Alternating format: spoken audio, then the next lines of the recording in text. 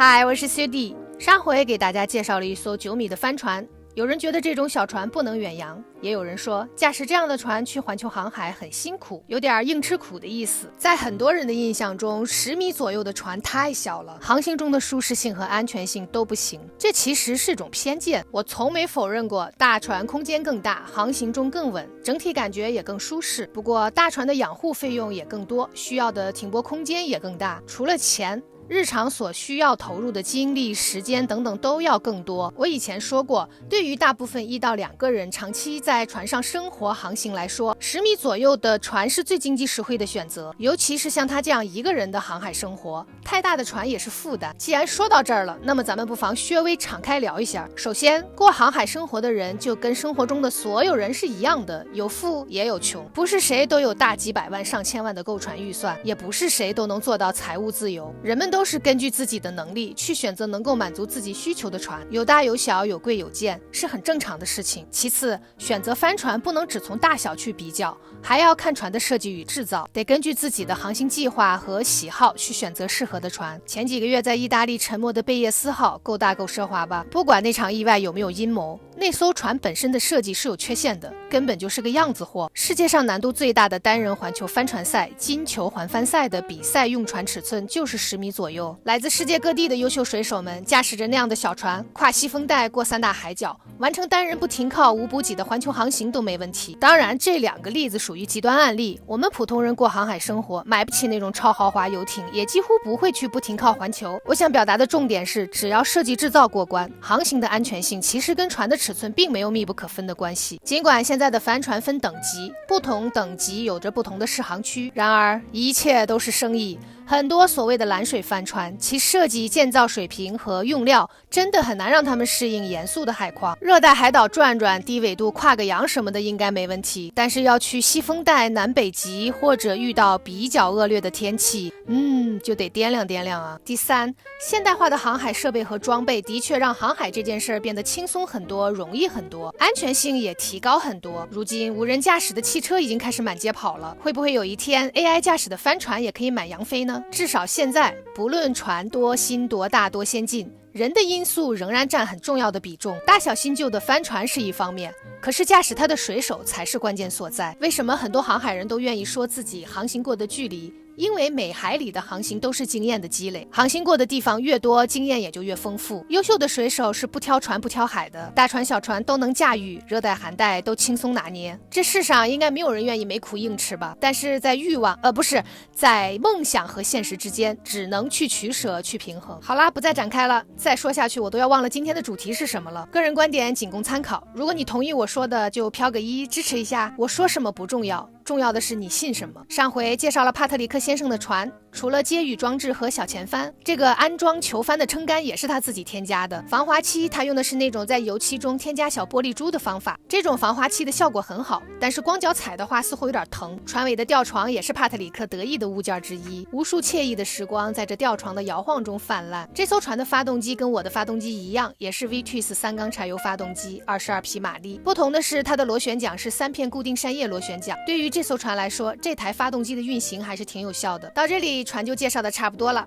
看完船，我们一起来听听老船长的航海故事吧。帕特里克在法国北部出生和长大，第一次与航海结缘是10岁那年，他参加了当地的航海俱乐部，从此便爱上航海，并再也没有停止过。在法国有一种国家航海学校，是培养专业航海人才的基地。由于喜欢航海，他再大些便选择进入这样的学校，接受专业的航海训练。有一天国家队来挑人，他被选中，成为12名种子选手之一，代表法国参加各种国际航海比赛，甚至包括奥运会。但是很遗憾，在唯一的一次机会选拔中，由于当时他太瘦弱了，力量不足，最终无缘奥运。他主攻的项目是 OP 帆船和芬兰人级帆船。在国家队的那几年，他参加了大大小小无数的航海比赛。法国的国家帆船队训练期间，会给每个运动员提供每年至少2至3艘全新的船。他服役期间共使用过近30艘船。从国家队退役后，他想继续航海，不是比赛用的那种小帆船或者赛船，而是驾驭更大的船去更远的地方。于是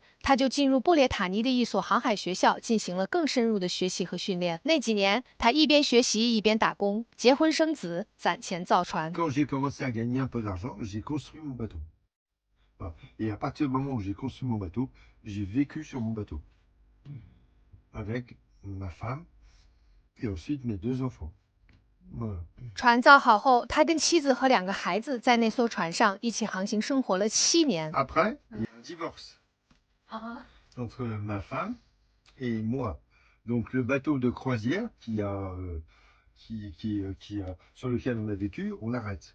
Et là, je reprends la compétition. 重操旧业的帕特里克与此同时也成为了一名航海教练，他培养了许多帆船船长。这样的生活持续了15年，直到他退休。退休后，他买了一艘 Feeling 39，开启了环大西洋之旅的航行。这一环又是6、7年。几年前我们在圣港岛相遇，就是在他环大西洋航行完成之后，再次准备跨洋去加勒比海的途中。Et moi, je voulais passer Panama.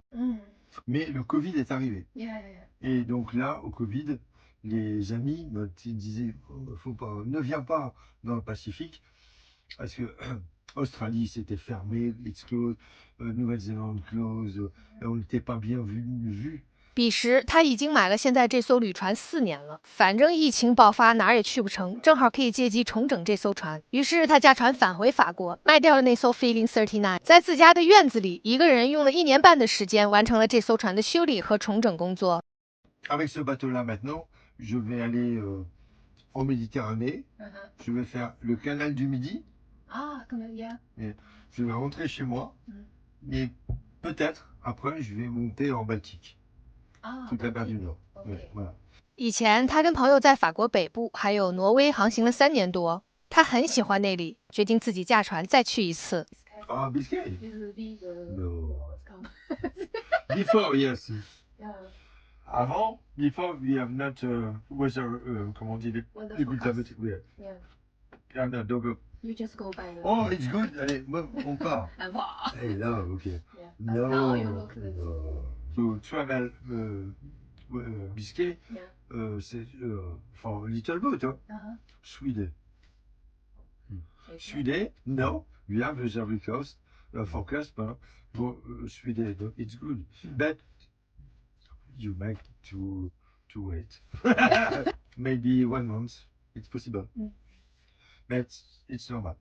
他喜欢航海，也喜欢一个人享受海上的时光。从10岁开始，他的生活中就再也没有离开过帆船和大海。Do you plan to turn around the world with boat?